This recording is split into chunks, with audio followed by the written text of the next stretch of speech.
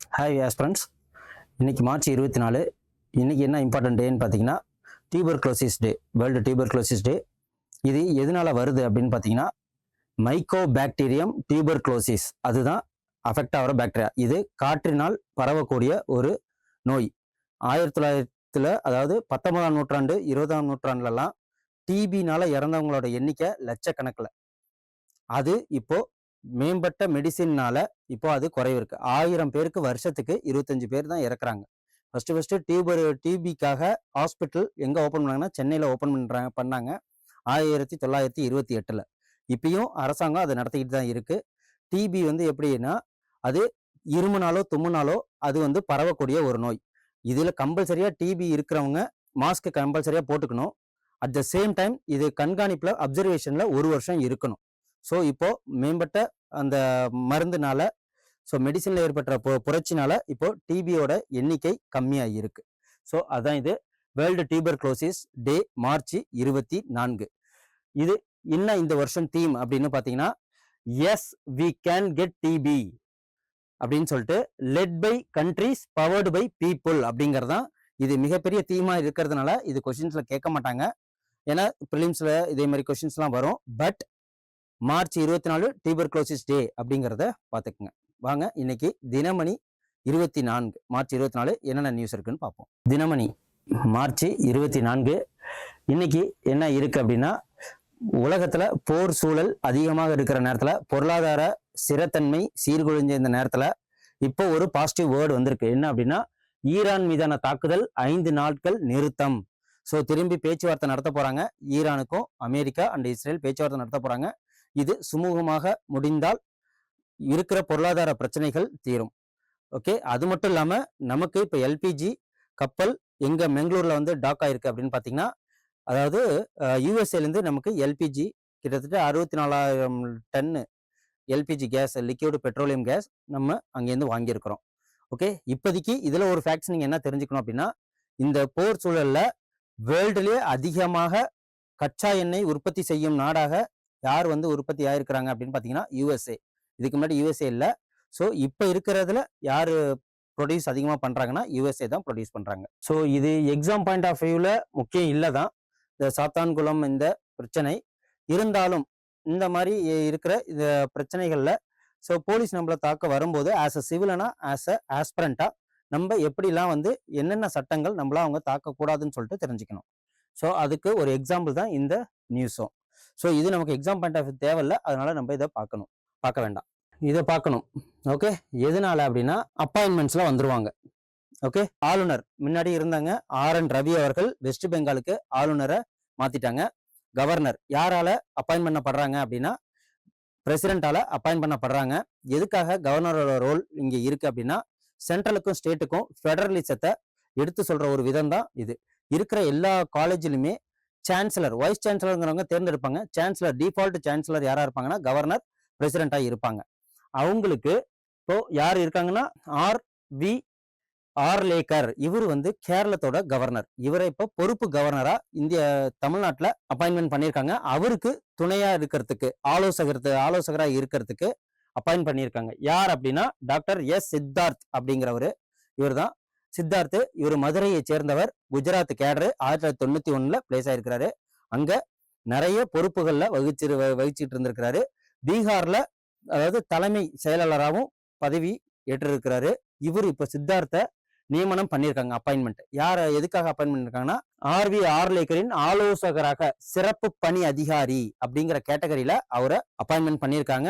இவரு ஓய்வு பெற்ற பீகார் மாநில IAS அதிகாரி சித்தார்த் நியமனம் செய்யப்பட்டிருக்காங்க. ஓகே, சோ இவங்களுக்கு என்ன இருக்குன்னா, இதுக்கு முன்னாடி RN ரவி அவர்கள் 3 பேரை நியமனம் பண்ணி வச்சிருந்தாங்க. சோ ஆளுநருக்குன்னு சில பவர் இருக்கு. அவங்க தனக்கு உதவியா ஆலோசகரா ஒரு 3 பேரை யாரை வேணாலும் அவங்க சூஸ் பண்ணிக்கலாம். அது யாரா வேணாலும் இருக்கலாம். ஸோ அப்படிங்கிற பட்சத்துல இவங்களை சூஸ் பண்ணியிருக்கிறாங்க. ஸோ இது நமக்கு தெரிஞ்சுக்கணும், டாக்டர் சித்தார்த் அவர்கள்.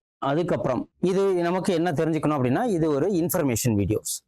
ஹார்மோஸ் நீரிணை இடையூறுகளை ஏற்க முடியாது அப்படின்னு சொல்லிட்டு சொன்னாலும், நம்மள்ட்ட பெட்ரோலோட கையிருப்பு எவ்வளவு இருக்கு அப்படின்னு பாத்தீங்கன்னா 50 லட்சம் மெட்ரிக் டன் பெட்ரோல் கையிருப்பு இருக்கு.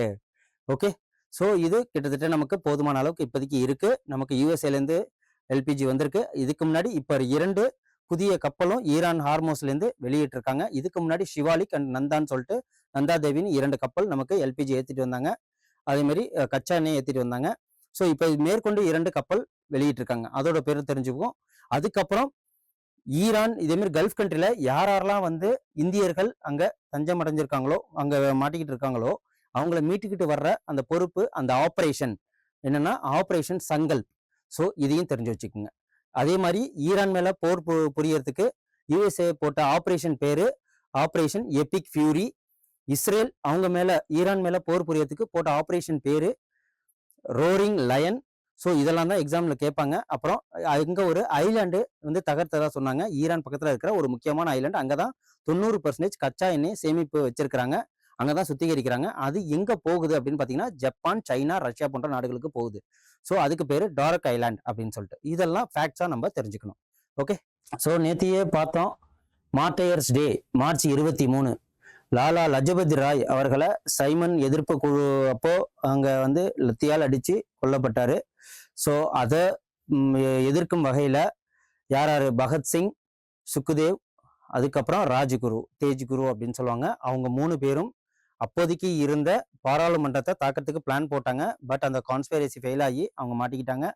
ஸோ ரவுண்ட் டேபிள் கான்ஃபரன்ஸ் கூட காந்தி அவர்கள் அவங்க 2 பேரும் விடுவிக்கணும்னு சொன்னாங்க. ஆனால் விடுவிக்கலை. அதுக்கப்புறம் அங்கே நடந்த தூக்கில் ஏற்படுற விதம் தான் இந்த மார்டையர்ஸ் டே மார்ச் 23. ஸோ அது நேத்தி கொண்டாடி இருக்காங்க. ஆனால் புகழஞ்சலி, ஓகேவா, பிரதமர் மோடி புகழஞ்சலி அவங்களோட நினைவுகளை நினைவு கூர்ந்து புகழஞ்சலி செலுத்தியிருக்கிறாங்க. ஸோ இது நமக்கு எக்ஸாம் பாயிண்ட் ஆஃப் வியூவில் வேணும். இப்போ நடக்க போகிற ஆர்ஆர்பி, எஸ்எஸ்சி, கான்ஸ்டபிள் இந்த போன்ற எக்ஸாம்களுக்கெல்லாம் ஸோ இது ஹார்மோஸ் நீரை கடந்த மேலும் 2 கப்பல் 92,000 டன் 92,000 டன் எல்பிஜியுடன் இந்தியாவுக்கு எது வந்திருக்கு அப்படின்னா ஹார்மோஸ் நீரை கடந்து 2 கப்பல். அந்த கப்பலோட பேர் என்ன அப்படின்னா ஃபைன் கேஸ் மற்றும் ஜக் வசந்த். இதுக்கு முன்னாடி ஷிவாலிக் அப்படின்னு சொல்லிட்டு வந்தது.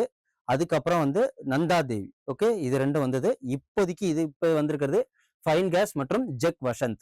ஸோ இதை நோட் பண்ணி வச்சுக்கோங்க. அதுக்கப்புறம் ஸ்போர்ட்ஸ் நியூஸ். இந்த வருஷத்துக்கு உண்டான ஸ்போர்ட்ஸ் நியூஸ் என்ன அப்படின்னா இந்தியன் ஓப்பன் ஸ்குவாஷ் போட்டி அப்படின்னா எப்படி இருக்கும் அப்படின்னு பார்த்தீங்கன்னா டென்னிஸ் மாதிரி தான். செவுத்துல அந்த பந்து வந்து அடிச்சு திருப்பி இது பண்ணுவாங்க ஒரு ரூம்ல. இதுக்கு முன்னாடி யாருன்னா தீபிகா பள்ளிகள் அவங்க இதுல சாம்பியனா இருந்தாங்க. அவங்க யார் அப்படின்னா கிரிக்கெட்டர் தினேஷ் கார்த்திக் அவங்களோட ஒய்ஃப் தான் அவங்க. ஸோ சென்னையை சேர்ந்தவங்க தான்.